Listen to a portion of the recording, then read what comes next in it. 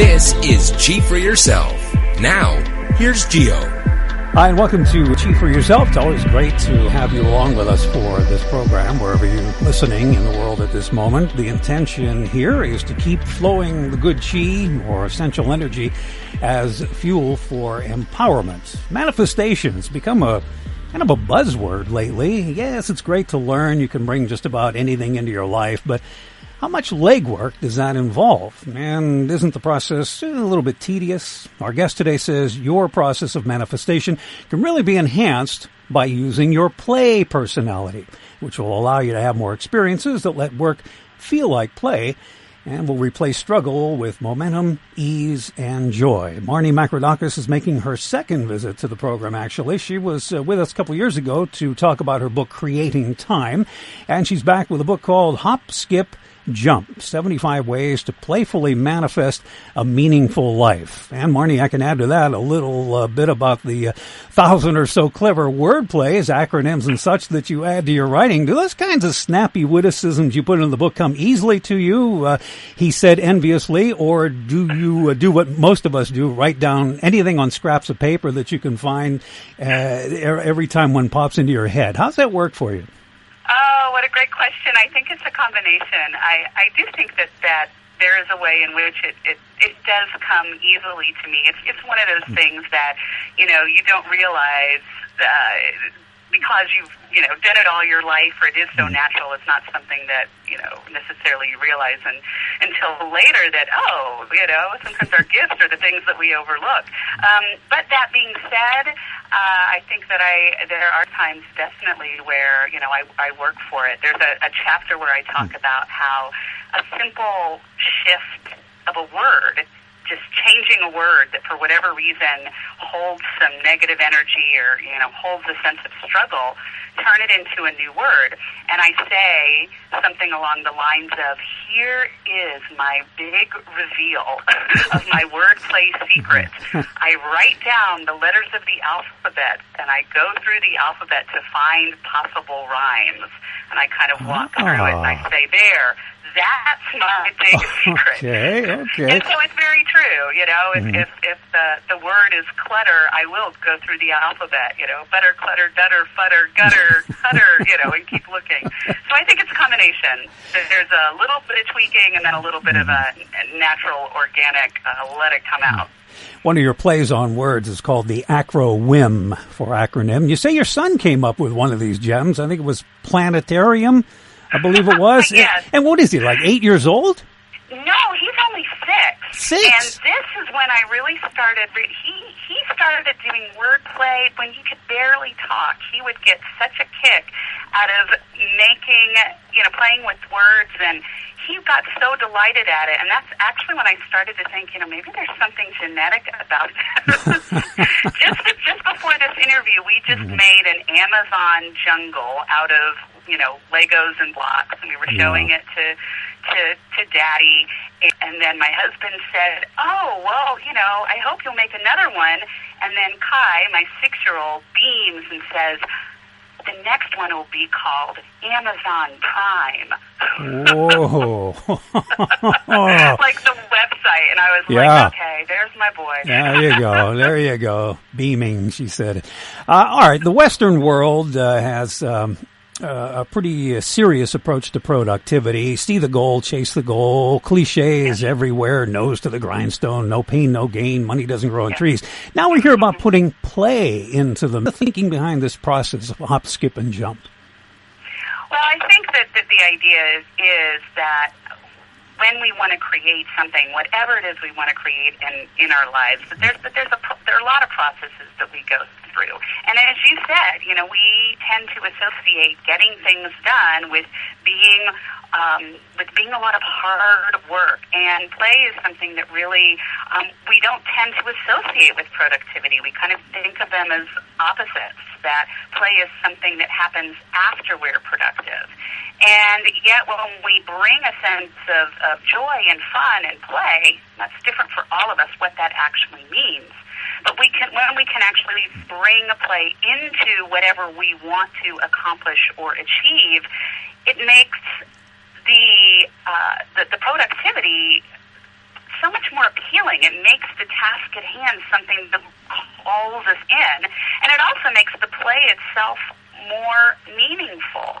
I think that, right now we're either, in general, working hard in fight or flight mode, and we're really, our senses are on way overload. And so when we step away from that, we just kind of want to numb out and go into escapism. And meaningful play is what is being missed there. Sitting and playing Angry Birds, that's not play in a sense of meaningful play. So I really think that there's something that is very important about doing things that we enjoy and actually bringing those in, not just as the reward at the end of the hard day or the hard work week or the big career, but bringing it in more often, because I think when we have more fun, we do get more done. Well, speaking of the big career, I know you work with entrepreneurs, and they're pretty high-powered people. When you bring this to them, are they kind of taken aback, or do they go with this right away? How's that work? Well, it's interesting because I think I work with two main types of people that I seem to be attracted to me most. Either people who are very right-brained, very visionary, and they need the structure, they need a bit of those modular steps, and so I'm helpful in that because I can kind of speak their language and help them find that containment and that codification to make their dreams happen. And then on the other hand, I can work with extremely left-brained, linear entrepreneurs who are really feeling burnt out or stuck and need a little bit of that play or creativity in their life. And I think both of those types of people are attracted to my work because I really put it out there. I mean, I kind of go full volume on the playful approach. And so generally if somebody comes to work with me, they're attracted to that for some reason, even if it's almost in a way like, what you do sort of repels me and attracts me. But I want to know what that is. Although I have certainly had opportunities to connect with people where, sometimes it takes a while. Sometimes it's I think we're conditioned to feel like, what's the result? Where is the result in here? And it's often only when people start seeing the results that they say, oh, yeah, this does work. I'm about to teach a 5-week online course that I call Passionate Packages Tied Up with Strings. And it is literally writing an ebook or creating a new online product in the 5 weeks leading up to the holidays while we're singing holiday songs. And it sounds so crazy, and I've had people who've just signed up saying, I don't know what the heck this is, but it's so crazy it just might work. And it really does. And so, sometimes it's the proof is in experience. And so I hope that not just my book and my work, but play in general, I hope that the more people talk about their ways that they're playing and how that is sustaining their energy and keeping their motivation and momentum going, I hope that just sort of makes play something that is not only more palatable, but it's also more intriguing and exciting out there in the productive workplace. Well, we all know people who can't quite loosen up, so to speak. Is there a reliable way to sort of jumpstart the process to get into that spirit of play? One of the things that I think is really helpful, actually, two things. One is looking back to childhood and thinking back to favorite toys. And it sounds a little corny, it sounds a little funny, but if you ask anybody, anybody, even somebody who really, as you say, does have a hard time loosening up, if you get them really talking about what they enjoyed to do as a kid, that can give some really good hints on where there's a play portal. In the book, I talk about portals to play. What are those little entry points that make it easy for us to step into play? Play is not an activity, it's a state of mind. And I think going back to those things that we love to do as kids, it's a great way to give some clues of, what is that? Is it about moving my body? Is it about an imagination game? Is it a particular toy that might have some kind of metaphorical significance to me right now? And I think the other way to get a hint of where that play portal might be is to go in the future and think, the old question of, well, what do you want to do when you retire? When you're done, when you don't have the responsibilities that you do right now, what do you want to do then? And just allowing ourselves to think in that way can start us seeing, well, what's really important to us? What are our play values? Because I think that's kind of where we need to start. I think it's not just a matter of, okay, here's one activity to go do. It's about saying, okay, well, what does a sense of play mean to me? And I think both doing some time traveling backward and forward, both ways can give us some clues about that.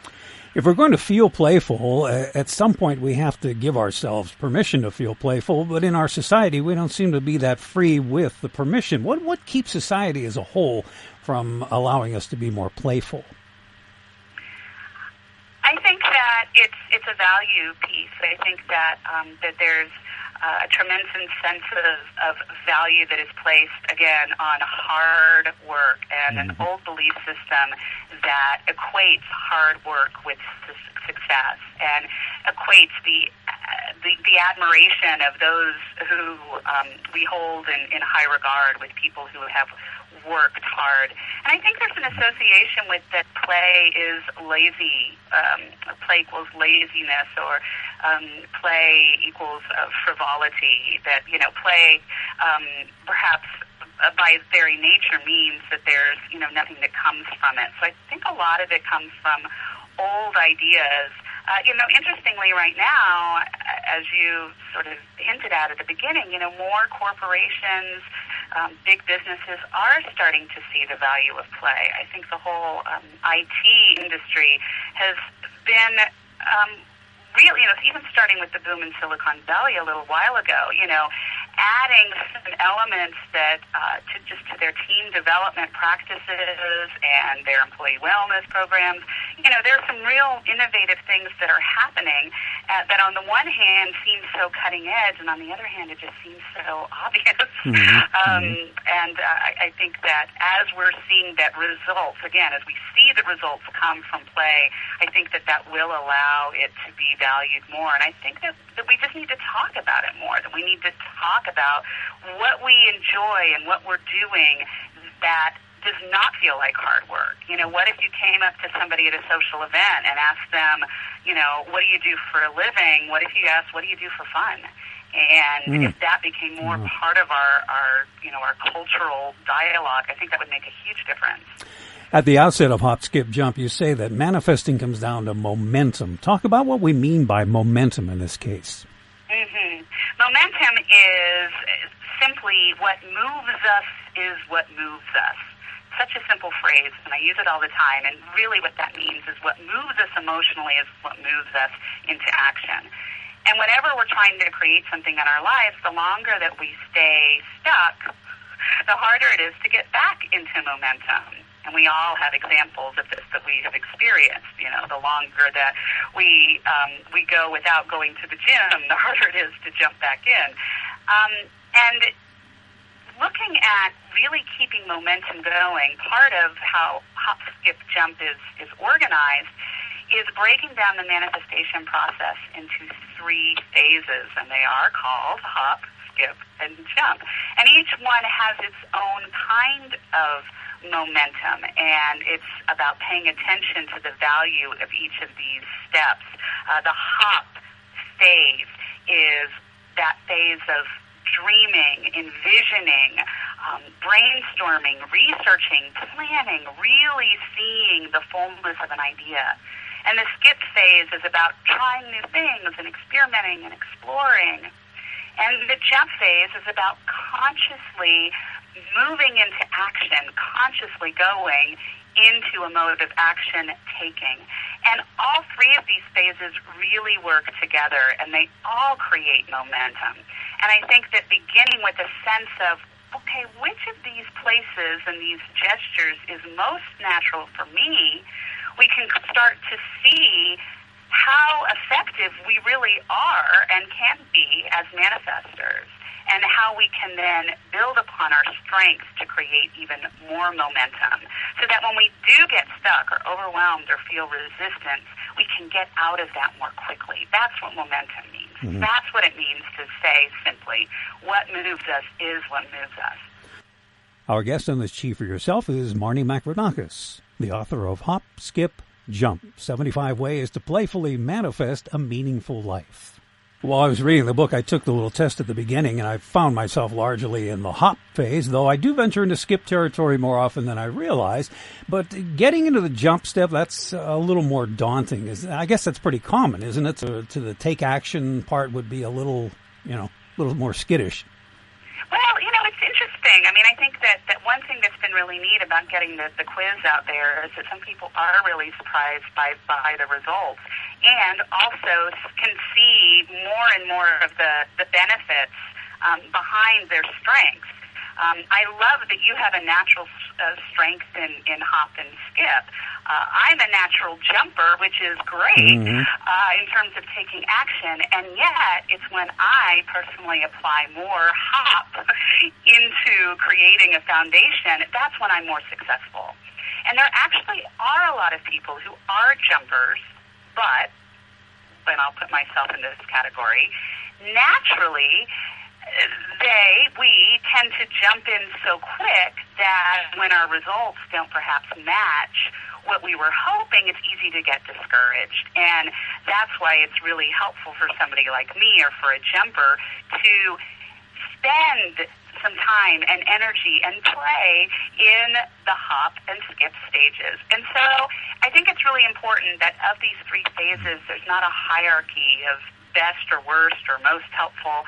The goal isn't to get to the jump phase for everyone. I think the goal is to find more balance throughout and look at our tasks and our actions with an eye for all three of these phases. I think ideally, if our days, if our weeks are full of playful activities that allow us to touch each of these energetics, the hop, the skip, the jump, that's where we're creating a fuller picture of what we bring to our projects and our dreams and how we accomplish them. Mm-hmm. So it's not just about getting to the jump phase.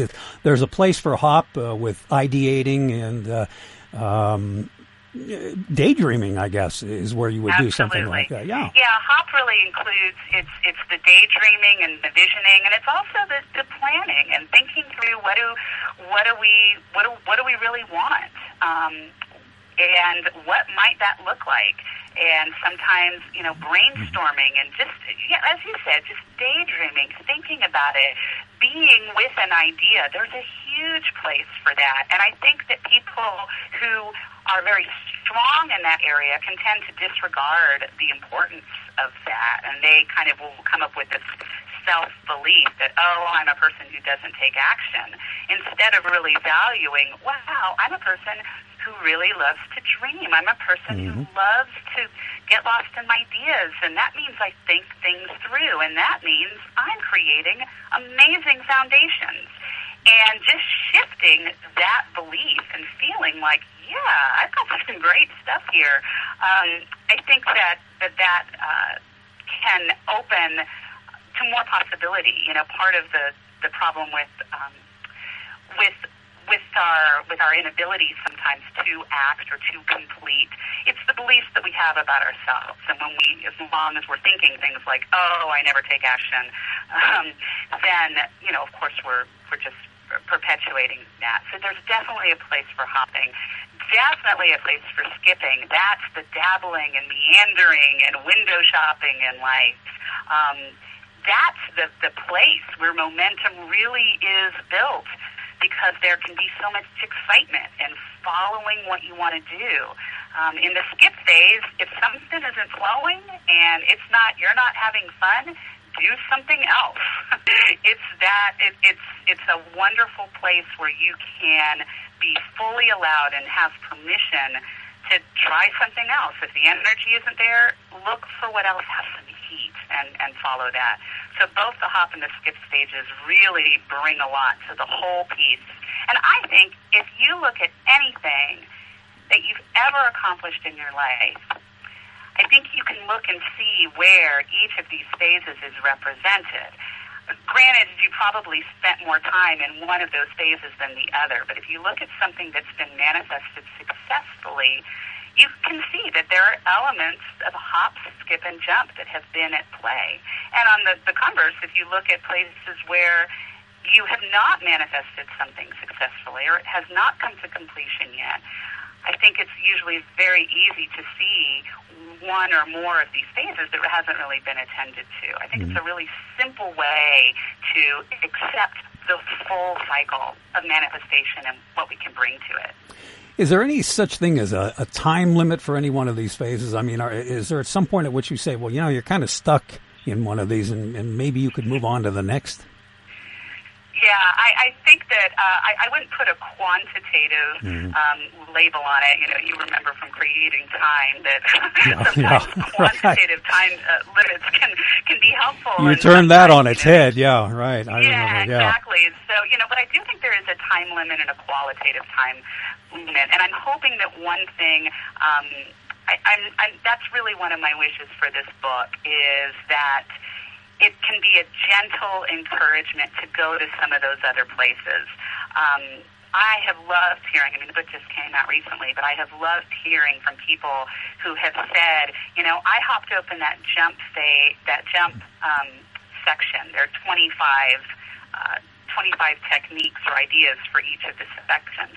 I've heard people say, I opened that and I just, picked one, and wow, I did something that I have put off for years and years and years because it was funny and silly and easy the way you did it.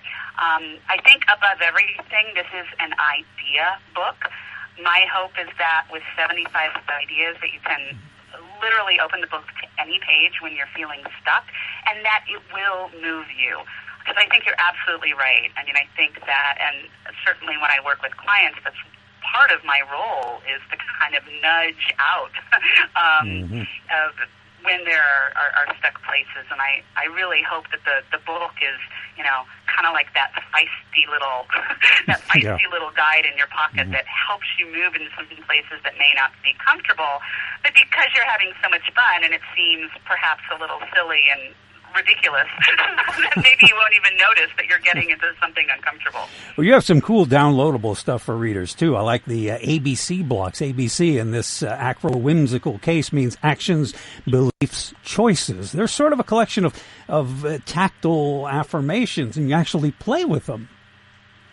Yeah, one thing that I think is a great way to play is that when we find ourselves using, saying the same words over and over, we can actually take our words literally and see, what's here. And so one of the things, of course, with creative people is, you hear about writer's block, creative's block, and then, you also can hear about yoga teacher's block or clean the kitchen block. We all have blocks. And so I think a fun way to take those words literally is to play with our blocks. And so, by taking affirmations and beliefs and choices, we can take a to-do list and actually turn it into an interactive toy that can sit on a desk or a counter, and we can manipulate cubes and mix and match our actions, beliefs, and choices. And this is something that's really powerful. There's something about taking our next action into your own hands literally and playing around with it with the accompanying beliefs and choices. Silly, easy, but quite powerful. Sometimes, not only is the to-do list a little heavy, sometimes even the affirmations can get a little weighted or a little heavy. And it's a little hard to take yourself too seriously when you're playing with blocks. One final question, and I like to ask this of most of our guests. If there is one point to take away from the book, what would you like readers to remember as they go into this play process? What should they remember?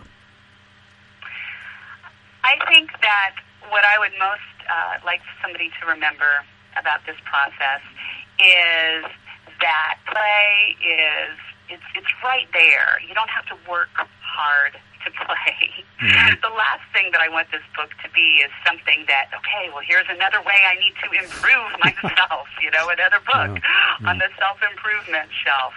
That play is very simple, and it's easy to have more fun. It can be as easy as wearing bright-colored socks to just make you smile. It can be as easy as taking a walk and in the middle of a busy day and looking for a couple of rocks or stones and building a house for a little cricket and leaving it there. Play can be really easy, and I'm hoping that with a book like this, you can come away with knowing, all right, I have a place where I can go, open up a page, and it'll give me something easy to do that I can do in 5 minutes. Mm-hmm. And it will, at the very least, shift my attitude. If we take a 5-minute break and go make a doodle or write a haiku poem or take a walk outside, at the very least, the snow globe of our emotions will be shaken up a little bit and we come back to the task at hand with a different energy. So I hope that people come away feeling like they have a toolbox, or I should say a play chest, a toy box of things to play with, and the more that they work with these tools that I've offered as starting points, that they'll come up with their own. Mm-hmm. And your website is artellaland.com. You call that a community, a web community. Talk about that a little bit. Yeah, it is early on when creative communities were really just being started, and 12 plus years ago, I created a land online. At the time I was living in a really rural place and wanted to connect up with artists and writers and put together some collaborations. And I thought, wow, here we have this new resource with the internet, except it's hard to, how do you find artists and writers? And so that's really how Artellaland began, was a community where artists and writers could find one another and create collaborations. And then since then, it's really grown to include all kinds of services and connections and projects for creative people of all kinds. I call it the enchanting islands, because when you visit the site, you sort of feel like you're in a land. I had another interviewer recently say it almost looks like a illustrated children's fairy tale. Mm-hmm. Yeah. Yes, that's the idea. Yeah, exactly. That's the idea. It's a little place to get lost and perhaps to get found. So I invite anybody to take a stroll on over there. The book is Hop, Skip, Jump, 75 Ways to Playfully Manifest a Meaningful Life from Marney Makridakis. Marney, thanks for giving us the fresh look and fun look at the sometimes mundane task of manifesting. Don't be a stranger. Come back, visit us again. You're always welcome here. Oh, so appreciate it. Thank you so much. All right, have a great day. Thanks, John. Bye-bye. You'll see a link to Marney's website at cheatforyourself.com. Go to the website and subscribe. You'll get updates on guest arrangements and other information as well. You can hear archived interviews, too, at our YouTube page, youtube.com/GioHost, GIOHOST. We've had some problems of late getting the show posted on, iHeartRadio and a few other sites. I spoke to the folks at iHeart, and I think everything is taken care of now. I'm seeing the show posted there, so you'll find it on iHeartRadio, Stitcher, and TuneIn as well, and of course on blogtalkradio.com as always. That's going to do it for today. Thank you so much for looking in. Be well, and I'll talk to you soon.